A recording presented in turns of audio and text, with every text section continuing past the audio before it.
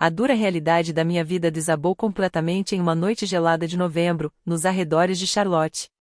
Meu nome é Darcy, eu tinha apenas 16 anos e era surda desde muito jovem. Para as pessoas que deveriam ter sido meu porto seguro, minha surdez era tratada como se fosse uma falha imperdoável. Naquela noite, uma mala velha foi jogada pela porta da frente e caiu sobre a varanda coberta de neve. Meu pai assistiu à cena com uma expressão de desprezo. Minha mãe colocou um documento de emancipação sobre a mesa do hall e apontou para o local onde eu deveria assinar. Ela pronunciou as palavras lentamente, de propósito, para que eu conseguisse acompanhar seus lábios. Assine isso agora. Você não é mais nossa filha. E nunca diga a ninguém que faz parte desta família. Segurei a caneta com as mãos trêmulas e assinei o documento que praticamente me arrancava todos os direitos que eu tinha. Depois peguei minha mala e saí sozinha pela escuridão. O vento congelante atravessava meu casaco fino. Caminhei até minhas forças acabarem e, completamente exausta, caí sobre os degraus de uma marcenaria fechada. Pouco depois, a porta pesada rangeu e se abriu. Um homem mais velho apareceu. Ao me encontrar tremendo de frio, ele não fez perguntas cruéis nem me mandou embora. Apenas me ajudou a entrar e me colocou perto de uma lareira que ainda queimava. 14 anos depois de terem me expulsado de casa, meus pais biológicos reapareceram na minha porta. E não voltaram para pedir desculpas. Eles tinham 5 exigências financeiras absurdas e esperavam que eu aceitasse tudo sem questionar. Só que não estavam preparados para a resposta que eu daria. Uma única frase foi suficiente para fazer a arrogância desaparecer dos rostos gananciosos deles. Na manhã seguinte àquela noite que mudou minha vida, acordei com o som agudo de uma lixadeira industrial ecoando pela marcenaria. Vernon estava diante de uma pesada bancada de madeira coberta por serragem recém-cortada. Quando percebeu que eu estava acordada, apontou para uma vassoura grande encostada na parede e mostrou com as mãos o movimento que eu deveria fazer. Nos 2 anos seguintes, o trabalho pesado se tornou parte da minha rotina. Eu recolhia pedaços de madeira, organizava ferramentas de ferro e ajudava a manter a oficina em ordem. No começo, tudo parecia difícil, mas aquele trabalho me ensinou algo que minha própria família nunca havia me ensinado: eu era capaz de construir alguma coisa com minhas próprias mãos. Todas as noites, Azel se sentava comigo diante da velha mesa da cozinha. Ela começou a me ensinar a língua americana de sinais com uma paciência que eu jamais havia conhecido. Suas mãos formavam cada sinal cuidadosamente, repetindo os movimentos quantas vezes fossem necessárias. Meus dedos eram rígidos e desajeitados no início, mas, pouco a pouco, começaram a acompanhar cada gesto. Aquelas noites silenciosas acabaram criando uma verdadeira ponte entre nós 3. Pela primeira vez, eu tinha pessoas que queriam se comunicar comigo, em vez de me tratarem como um problema. Quando a casa ficava em silêncio, eu continuava estudando. Passava horas mergulhada nos livros pesados que pegava emprestados na biblioteca pública da região, determinada a conseguir minha equivalência do ensino médio. Eu tinha sido abandonada aos 16 anos, mas aquela pequena marcenaria estava se tornando o lugar onde minha nova vida começava a tomar forma.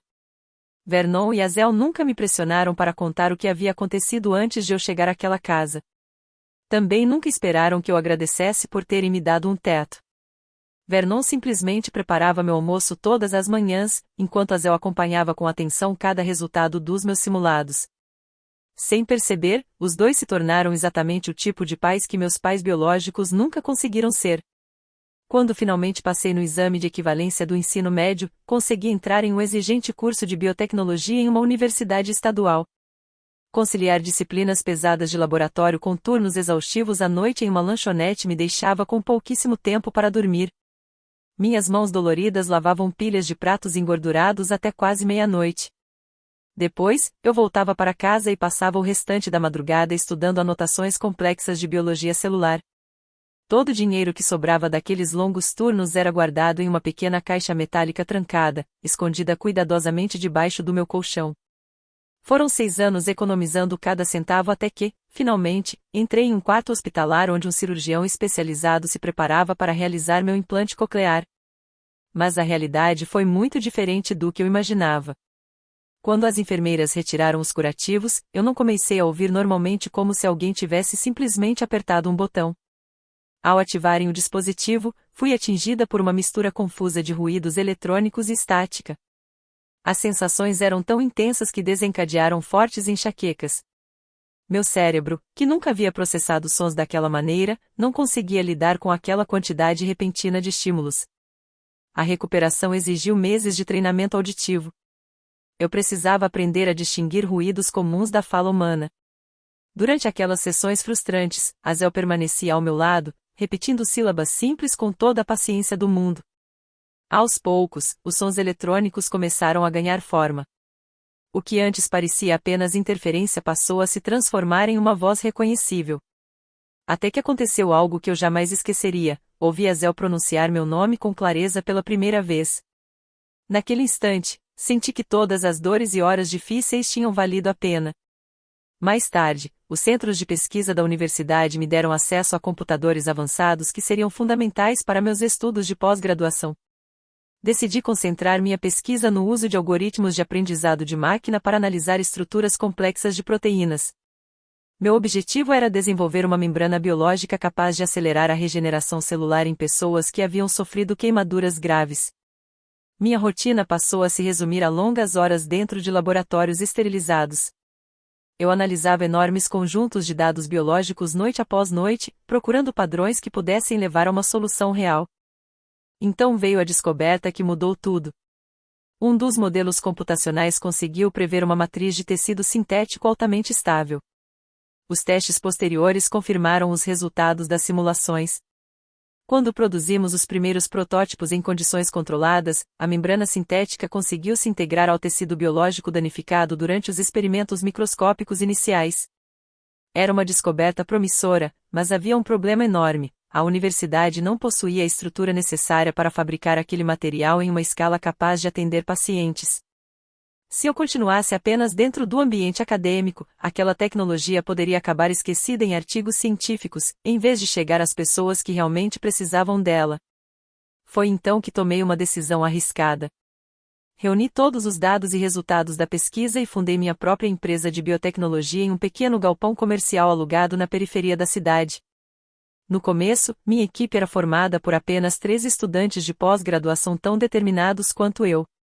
Trabalhamos em mesas dobráveis e improvisadas, cercados por equipamentos de laboratório usados e muito abaixo do ideal.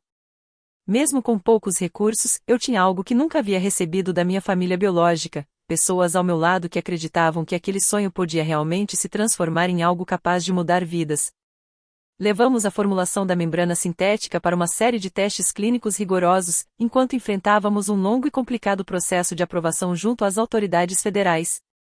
Minha rotina era dividida entre aperfeiçoar constantemente a estrutura do tecido artificial e negociar com fornecedores médicos para manter nossa pequena empresa funcionando. Os resultados dos testes superaram todas as expectativas. Os dados mostraram que a membrana conseguia acelerar significativamente a recuperação de tecidos humanos lesionados quando comparada aos métodos tradicionais de enxerto de pele. De repente, aquela startup quase desconhecida passou a chamar a atenção de todo o setor médico. Com os resultados comprovados, minha empresa conseguiu registrar diversas patentes exclusivas relacionadas à matriz de tecido artificial que havíamos desenvolvido. A tecnologia despertou o interesse de grandes multinacionais da área da saúde, todas procurando soluções inovadoras para tratamentos médicos. Foi nesse momento que o advogado Elliot bateu na porta do meu escritório. Ele entrou carregando uma pasta grossa com uma solicitação urgente de financiamento médico. Sem perder tempo, atravessou a sala e colocou o envelope sobre minha mesa de vidro. Elliot era responsável por administrar as contribuições beneficentes anônimas que minha empresa destinava a diferentes causas ao longo dos anos. Quando abri a pasta, encontrei documentos hospitalares referentes a uma jovem de 20 anos diagnosticada com leucemia e que precisava de ajuda financeira imediata para continuar o tratamento. Comecei a ler os dados pessoais registrados nos formulários, mas parei no instante em que reconheci o nome da paciente. Simone. O nome estava impresso claramente no papel timbrado do Departamento Regional de Oncologia. Era minha irmã mais nova, 10 anos mais jovem do que eu. Durante os últimos 14 anos, ela praticamente havia desaparecido da minha vida. Segurei as bordas do documento enquanto tentava assimilar aquela informação. A garota saudável que eu lembrava já não existia naquela fotografia anexada ao prontuário. Na imagem, Havia uma jovem extremamente pálida, cercada por equipamentos hospitalares e ligada a vários monitores. Elliot puxou uma cadeira de couro e se sentou diante de mim. Então começou a explicar tudo o que sua investigação havia descoberto sobre o pedido de assistência enviado pelo hospital. Elliot explicou com cuidado que a equipe de oncologia precisava encontrar, com urgência, um doador de medula compatível para que Simone pudesse passar pelo transplante que poderia salvar sua vida. Durante as primeiras etapas do tratamento, o hospital chegou a avaliar Curtis e Peg como possíveis doadores.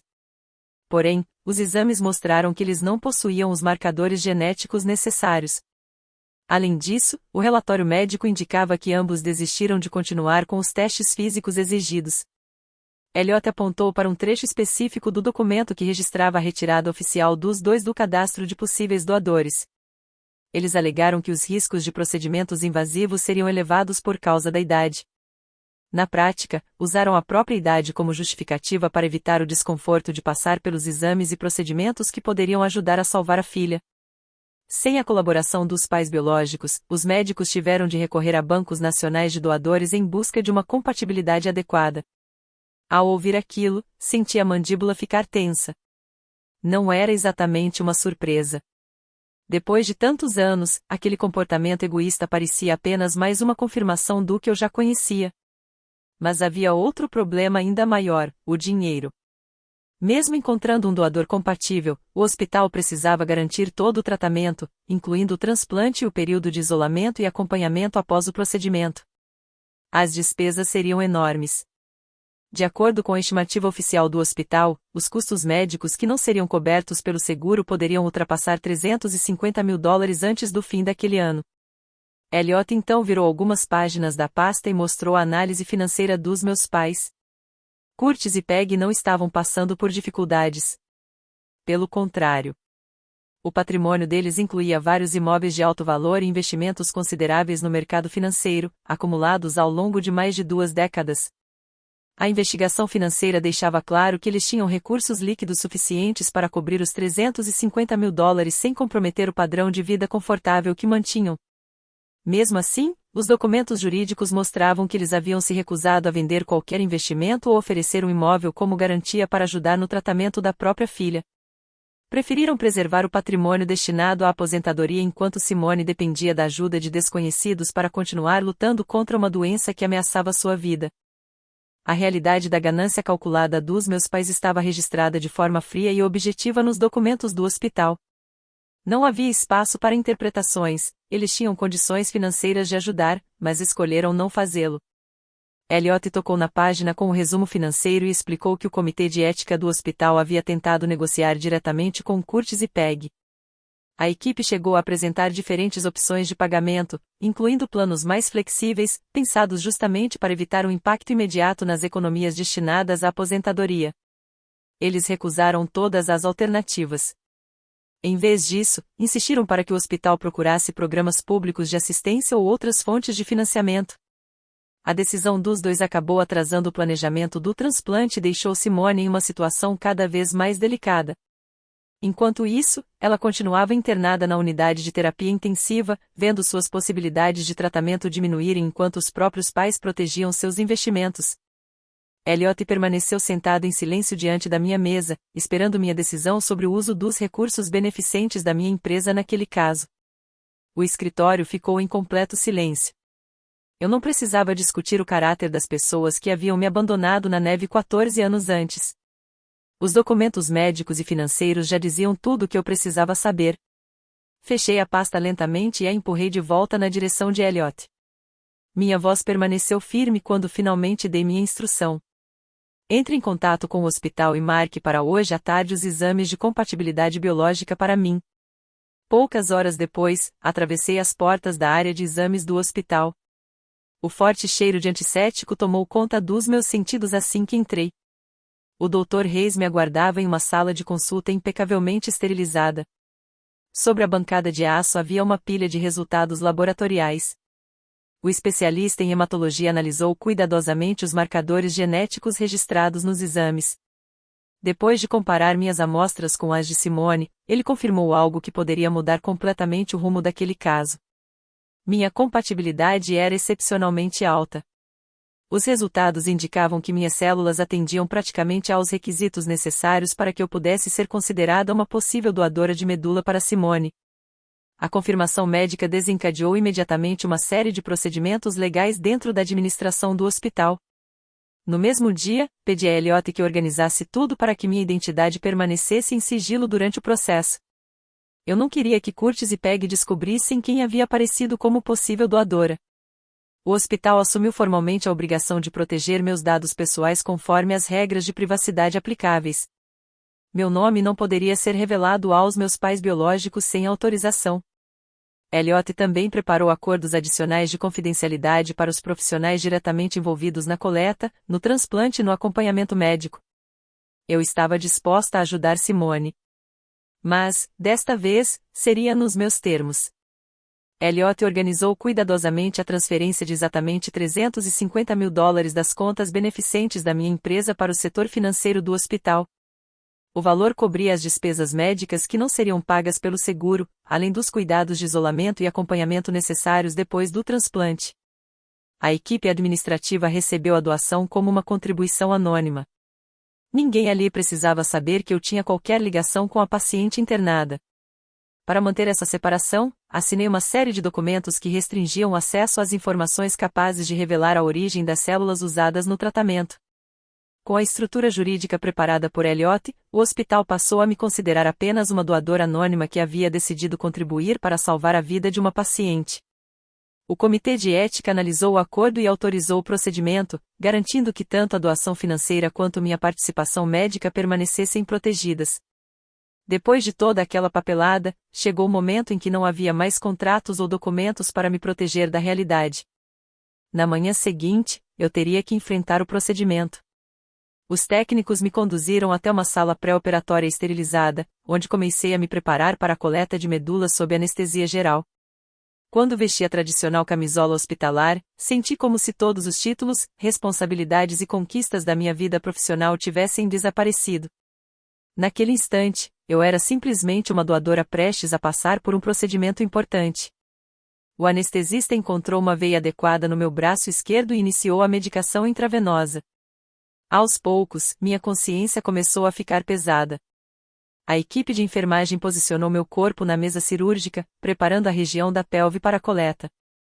As luzes fortes do centro cirúrgico iluminavam os instrumentos cuidadosamente organizados ao redor da mesa.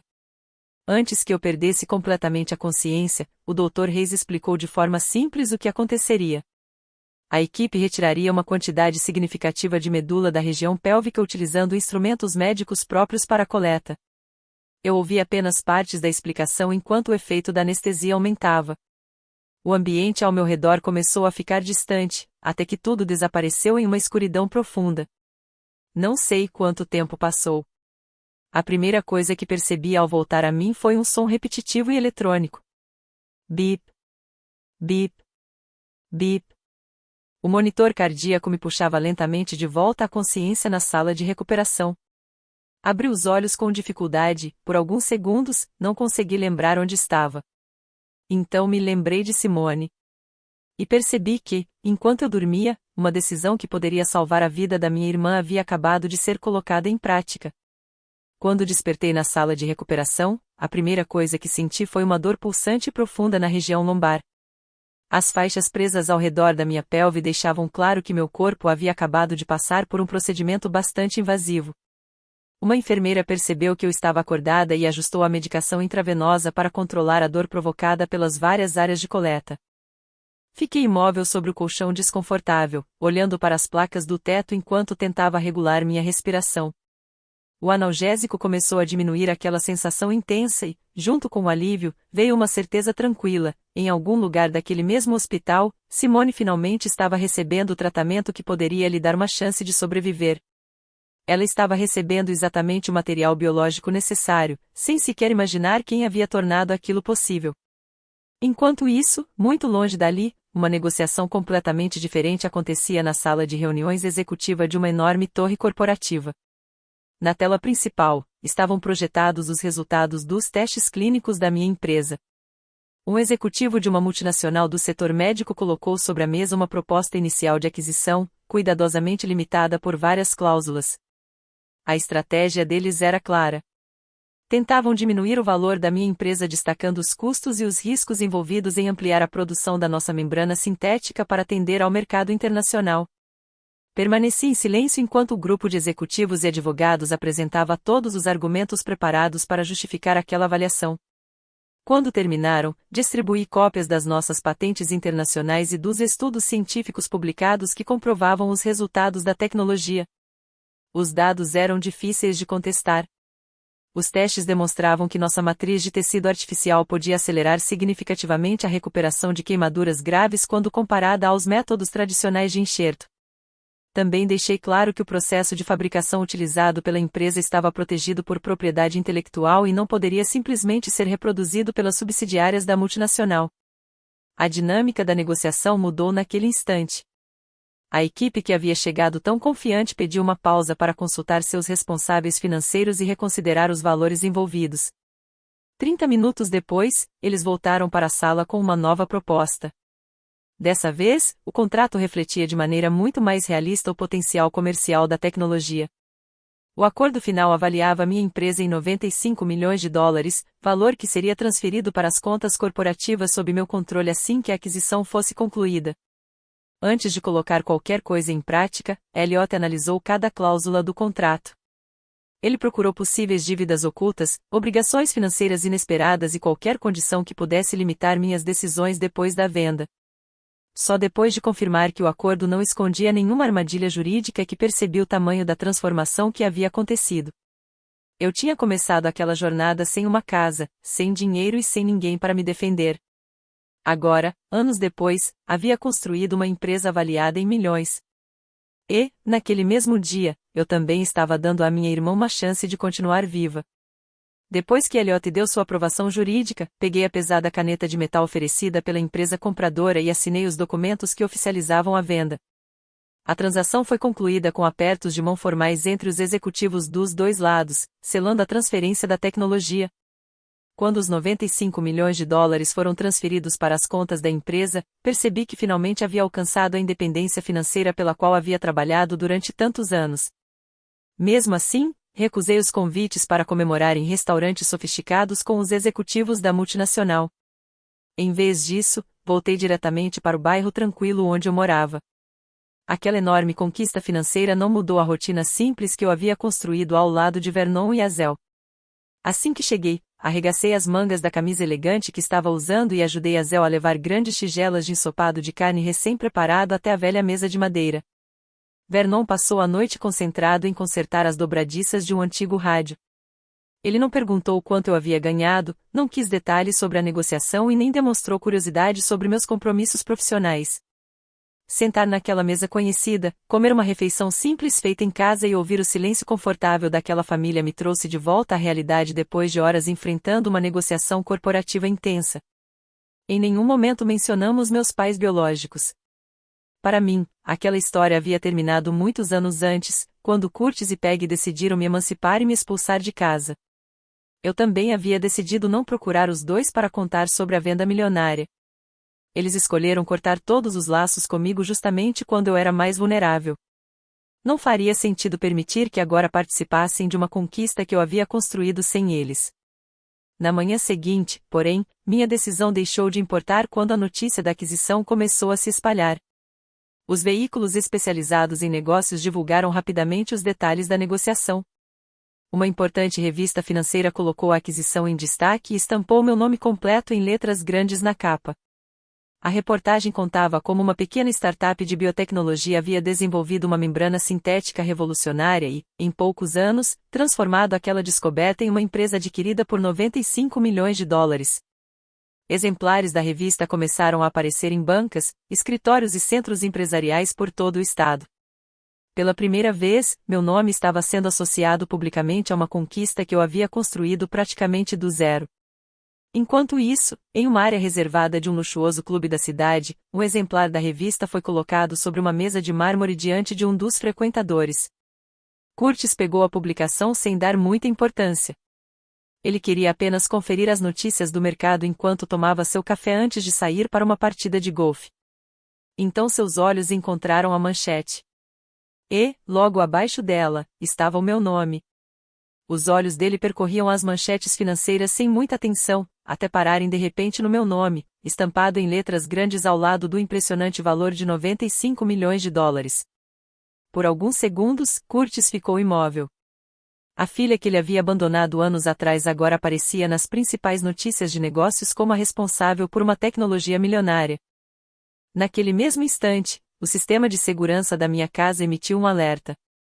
As câmeras mostraram um carro de luxo entrando pela área externa. Curtis e Peg desceram do veículo com uma confiança que não combinava em nada com a situação financeira que enfrentavam. Curtis ajeitou o paletó sob medida, enquanto Peg alisava o vestido elegante. Os dois pareciam determinados a transmitir uma imagem de riqueza e importância. Sem prestar atenção às placas que indicavam que aquela era uma propriedade privada, caminharam pela entrada até chegarem à porta principal. Quando abri a pesada porta de madeira, vi meus pais biológicos pela primeira vez em 14 anos. Nenhum dos dois perguntou como eu estava. Não quiseram saber como tinha sido minha vida. Nem sequer perguntaram se o procedimento médico havia recuperado minha audição. O olhar deles passou diretamente por mim e se concentrou no interior da casa. Eles observaram os detalhes da arquitetura, o piso de mármore e tudo aquilo que pudesse indicar quanto dinheiro eu possuía. Antes mesmo que eu pudesse dizer qualquer coisa, Curtis entrou pela porta como se ainda tivesse algum direito sobre aquele lugar. Peg veio logo atrás. Passou os dedos pelas poltronas de veludo próximas à lareira e começou a observar os quadros nas paredes. Depois, olhou para os lustres e parecia calcular mentalmente quanto cada peça poderia valer. Era como assistir a dois investidores avaliando uma propriedade cara, e não a dois pais reencontrando a filha que haviam abandonado. A ousadia deles era impressionante. Os dois simplesmente se acomodaram nos móveis da minha casa como se fossem convidados importantes que tinham todo o direito de estar ali. Curtis cruzou as pernas e apoiou os dedos no braço da poltrona, assumindo uma postura de quem ainda acreditava estar no controle. Então tirou um documento dobrado do bolso do paletó e o jogou sobre a mesa de vidro. Ele se recostou confortavelmente e apontou para o papel com um sorriso arrogante. Leia. Aproximei-me da mesa e peguei o documento. Quando comecei a passar os olhos pelas linhas, percebi que aquilo não era uma carta de desculpas, nem uma tentativa de reconciliação. Era uma lista de exigências financeiras. E, ao ler cada valor, comecei a entender exatamente por que meus pais haviam aparecido depois de 14 anos. O primeiro item exigia que eu quitasse imediatamente todas as mensalidades e dívidas acumuladas no luxuoso clube de golfe onde Curtis passava os fins de semana. O segundo determinava que eu financiasse permanentemente a participação de Peg em uma associação exclusiva que reunia eventos de dança, degustações de vinho e encontros da alta sociedade. O terceiro pedido era ainda mais absurdo. Eles queriam que eu comprasse, à vista, uma casa totalmente mobiliada em um dos bairros mais valorizados da região, dentro de um excelente distrito escolar, para Simone. O quarto exigia que eu comprasse um carro importado de luxo, 0 km e equipado com acessórios personalizados, exclusivamente para Curtis usar. E o último item estabelecia uma mesada de $10.000 todos os meses. O dinheiro serviria para bancar restaurantes caros, eventos sociais, viagens e todo o estilo de vida que eles queriam manter. Não havia prazo para aquilo terminar. Eles esperavam que eu continuasse pagando indefinidamente, independentemente das minhas próprias despesas ou dos compromissos da minha empresa. Aquelas 5 exigências deixavam uma coisa evidente: eles não enxergavam minha conquista científica como algo que eu havia construído com anos de esforço. Para eles, minha empresa era apenas uma fonte de dinheiro que poderia impedir que seu padrão de vida desmoronasse. Tudo naquela lista parecia ter sido pensado para preservar a aparência de riqueza que eles faziam questão de exibir diante dos amigos. Peg cruzou os braços e levantou o queixo. Depois de alguns segundos de silêncio, decidiu falar. Ela parecia absolutamente convencida de que eu ainda precisava da aprovação deles, mesmo depois de mais de uma década sem qualquer contato. Olhou diretamente para mim, sem demonstrar culpa ou arrependimento pelo modo como haviam me tratado. Cumpra exatamente essas 5 exigências e nós destruiremos o documento de emancipação que você assinou 14 anos atrás. Ela fez uma pausa e continuou. Se aceitar essas condições, voltaremos a reconhecer você publicamente como nossa filha diante de todos os nossos conhecidos. Aquelas palavras permaneceram no ar. Eles realmente acreditavam que eu estaria disposta a pagar pela oportunidade de ser aceita novamente pela própria família. Curtis, completamente à vontade, pegou uma jarra de cristal que estava sobre uma bandeja e serviu um copo de água. Parecia esperar que eu simplesmente concordasse. Na cabeça deles, os 95 milhões de dólares que eu havia conquistado significavam que finalmente tinham uma maneira de transformar meu dinheiro em algo que sempre haviam negado: afeto. Eles imaginavam que a garota que haviam deixado sozinha naquela noite congelante ainda estivesse procurando desesperadamente pela aprovação dos pais. Mas estavam enganados. Continuei olhando para o papel sobre a mesa. O silêncio tomou conta da sala. Então coloquei a mão sobre o documento e o empurrei lentamente pela superfície de vidro, fazendo-o parar exatamente diante de Curtis. Ele encarou a folha por alguns segundos. Quando levantou os olhos para mim, toda aquela confiança havia desaparecido. Pela primeira vez desde que entraram na minha casa, Curtis parecia genuinamente confuso. A recusa completa às exigências financeiras deles desmontou imediatamente o plano que haviam ensaiado antes de aparecer na minha casa. Eles tinham chegado esperando que eu simplesmente assumisse todas as despesas daquele estilo de vida, sem sequer pedir desculpas pelo que haviam feito comigo. Olhei para os dois e falei com tranquilidade. Vocês entraram na minha casa esperando que eu sustentasse o padrão de vida de vocês. Mas antes de serem retirados desta propriedade, quero uma resposta sincera sobre uma coisa. Quem pagou as despesas do tratamento de Simone? Quem arcou com o enorme custo da luta dela contra a leucemia? Peg apertou os braços contra o corpo e revirou os olhos. A pergunta claramente a incomodou. Ela inclinou a cabeça para trás e respondeu com um ar de superioridade. Uma organização beneficente anônima. Alguns milionários generosos assumiram todas as despesas. Ela disse aquilo como se o assunto estivesse encerrado. Eu apenas fiz um pequeno gesto com a cabeça em direção ao canto da sala. Elliot saiu da sombra e caminhou até nós carregando a mesma pasta que havia levado ao meu escritório semanas antes. Ele colocou a pasta sobre a lista de exigências que Curtis havia deixado na mesa. Com minha autorização, Elliot abriu o arquivo e começou a retirar os documentos. Primeiro, colocou sobre a mesa os comprovantes bancários que registravam a transferência de $350 mil diretamente para o hospital. Em seguida, apresentou os documentos médicos relacionados ao transplante de medula de Simone. Curtis se inclinou para examinar os papéis. Provavelmente esperava encontrar o nome de alguma instituição beneficente desconhecida. Mas encontrou outra coisa. Meu nome completo aparecia nos documentos como responsável pela contribuição financeira. E também constava como a pessoa que havia fornecido o material biológico utilizado no transplante. Curtis ficou imóvel.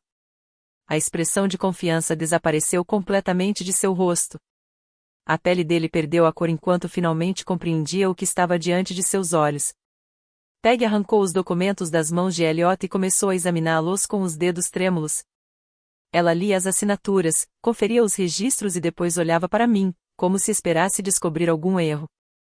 Mas não havia erro nenhum. A história que eles tinham contado para si mesmos, a de que algum benfeitor desconhecido havia salvado Simone, acabava de desmoronar diante deles.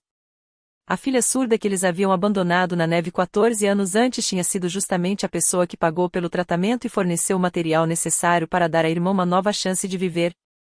Foi então que a porta que levava à cozinha se abriu silenciosamente. Vernon e Azel entraram na sala. Os dois caminharam até mim e ficaram ao meu lado, um de cada lado da minha cadeira. Não precisaram dizer uma palavra. A presença deles transmitia uma segurança tranquila que Curtis e Peg jamais haviam me oferecido quando eu mais precisava. E, naquele momento, meus pais biológicos finalmente perceberam quem realmente tinha sido minha família durante todos aqueles anos.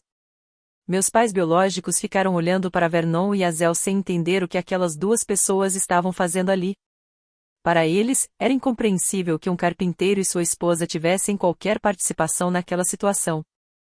Eu então falei com firmeza.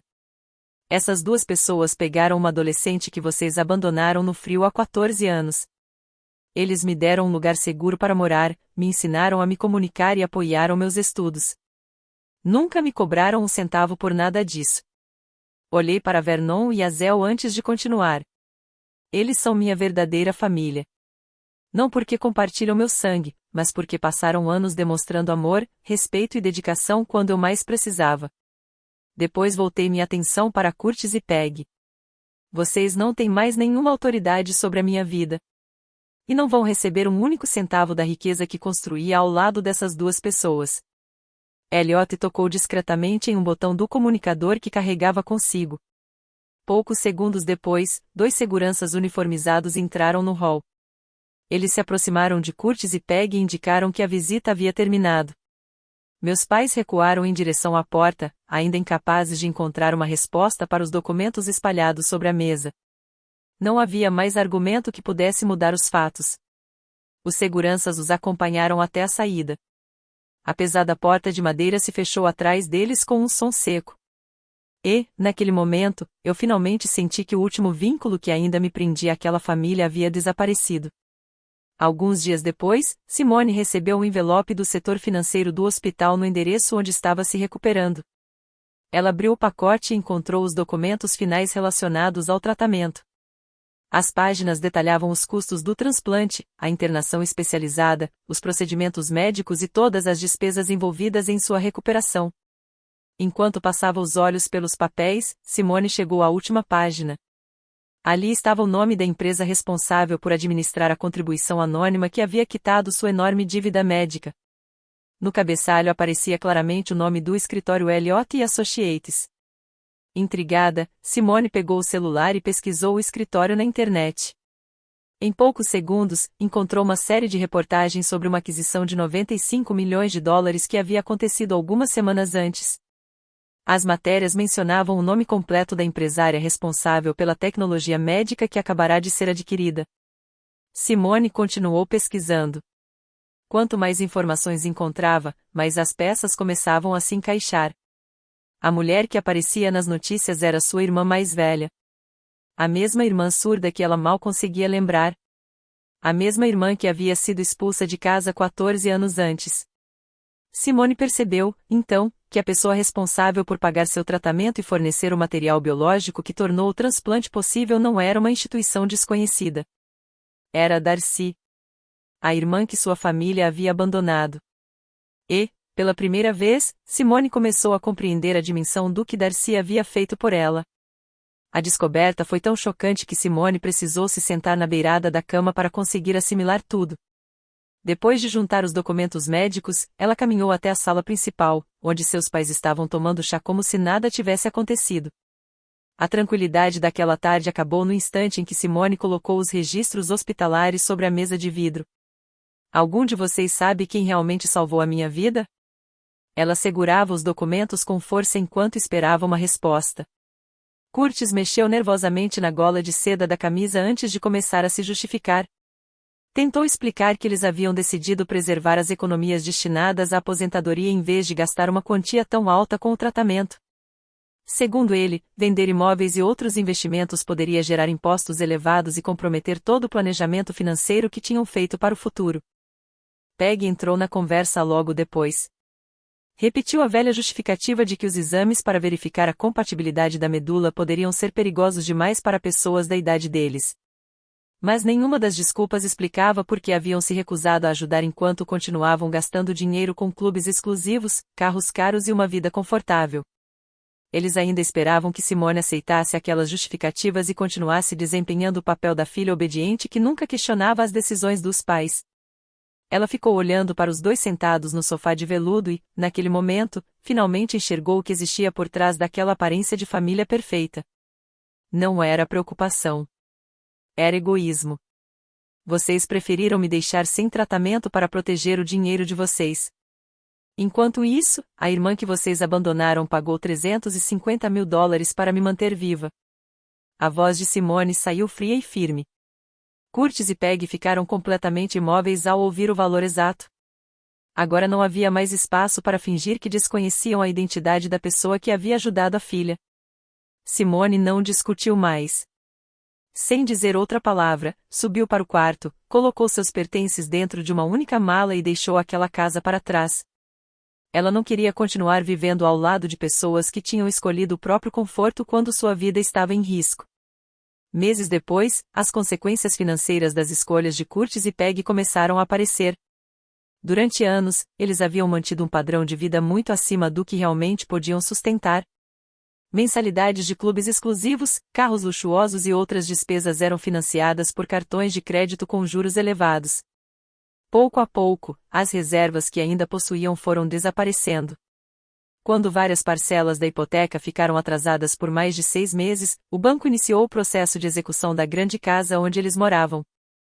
A imagem de prosperidade que passaram tantos anos tentando preservar começava, finalmente, a desmoronar. Certa manhã, agentes de recuperação apareceram na propriedade e começaram a retirar os carros importados que estavam estacionados na garagem. Vizinhos acompanharam tudo pelas janelas, enquanto a família que durante anos fez questão de exibir uma imagem de riqueza via seu padrão de vida desmoronar diante de todos. A notícia sobre o modo como Curtis e Peg haviam tratado as próprias filhas também se espalhou rapidamente entre os círculos sociais que frequentavam. Pessoas que antes os recebiam em festas e eventos passaram a evitar qualquer contato. Quando começaram a ligar desesperadamente para antigos amigos e conhecidos em busca de empréstimos, quase ninguém respondeu.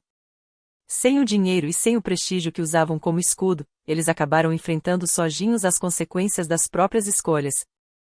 Enquanto isso, Simone procurou Elliot e pediu ajuda para marcar um encontro comigo. Escolhemos um pequeno café tranquilo perto da Universidade Estadual. Eu não queria simplesmente entregar dinheiro diretamente a ela. Temia que qualquer recurso em espécie pudesse acabar, de alguma maneira, chegando novamente às mãos de Curtis e Peg. Por isso, conversamos sobre uma alternativa mais segura. Elliot estruturou um fundo educacional independente em nome de Simone. O acordo cobria as mensalidades da universidade, materiais acadêmicos e as despesas essenciais para que ela pudesse estudar durante os 4 anos seguintes. Assim, Simone teria liberdade financeira para construir seu próprio futuro sem depender dos pais ou ficar vulnerável às decisões deles. Ela me contou que pretendia aproveitar aquela oportunidade para estudar medicina e, no futuro, ajudar outras pessoas enfrentando doenças graves. Foi uma promessa simples, mas significou muito para mim. Algum tempo depois, a história terminou de uma maneira que eu jamais teria imaginado naquela noite em que fui abandonada. Era domingo à noite, e estávamos reunidos em volta da velha mesa de madeira da casa de Vernon e Azel. Vernon servia generosas porções de frango assado, enquanto Azel contava, com gestos animados, sobre um novo projeto de marcenaria que queria começar. Simone estava sentada ao meu lado, à vontade, participando da conversa como se sempre tivesse feito parte daquela família. Não havia mais medo, cobranças ou lembranças dolorosas dominando a mesa. Só havia comida, conversa e risadas sinceras. Enquanto passávamos os pratos uns para os outros, percebi algo que levei muitos anos para entender: família não é apenas uma questão de sangue. Às vezes, as pessoas que realmente pertencem à nossa vida são aquelas que escolhem ficar quando seria mais fácil ir embora. Ao afastarmos definitivamente Curtis e Peg das nossas vidas, finalmente abrimos espaço para uma paz que eu nunca havia conhecido. E, pela primeira vez, aquele silêncio não parecia vazio. Parecia liberdade.